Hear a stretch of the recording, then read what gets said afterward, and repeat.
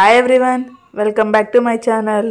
మన restaurant style dum biryani ఎలా తయారు చేసుకోవాలో చూద్దాం. ఇప్పుడు ఒక బౌల్లో బాగా వాటర్ పోసి ఉడికినియాలి. దాని తర్వాత పొటాటో, క్యారెట్, బీన్స్ కట్ చేసి ముక్కలు వేసుకోవాలి.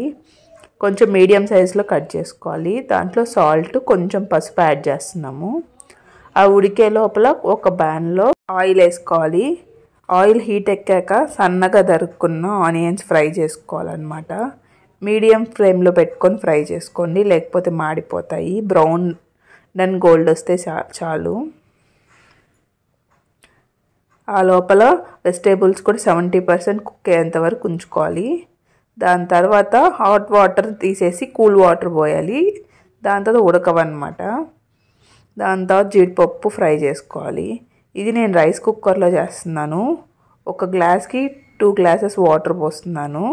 నేను ఒక 1 అవర్ ముందే బియ్యం నానబెట్టాను.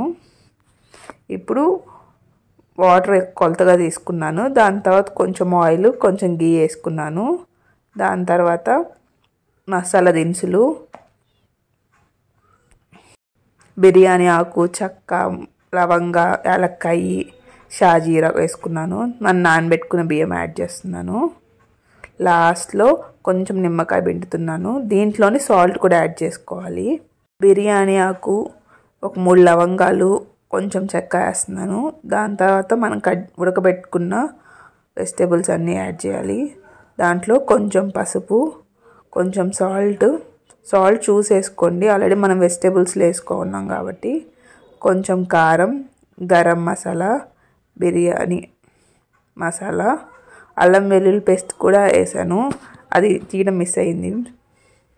ఇవన్నీ బాగా మిక్స్ చేసుకోవాలి.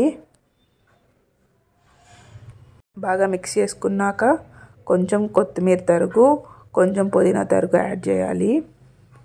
ఇవి లో ఫ్లేమ్లో బాగా మగ్గనియాలి. బియ్యం కొంచెం హీట్ అయ్యాక దాంట్లో కొంచెము కొత్తిమీర, పుదీనా, మనం ఫ్రై చేసి పెట్టుకున్న ఆనియన్స్ యాడ్ చేయాలి. దాని తర్వాత మూత పెట్టేయాలన్నమాట.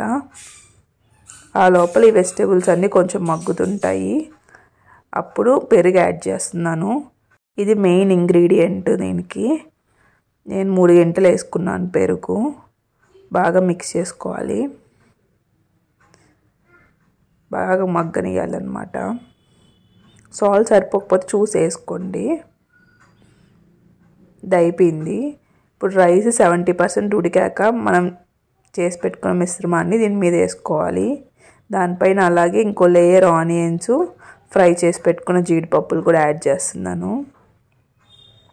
ఇలాగే మనం కుక్కర్లో కూడా చేసుకోవచ్చు.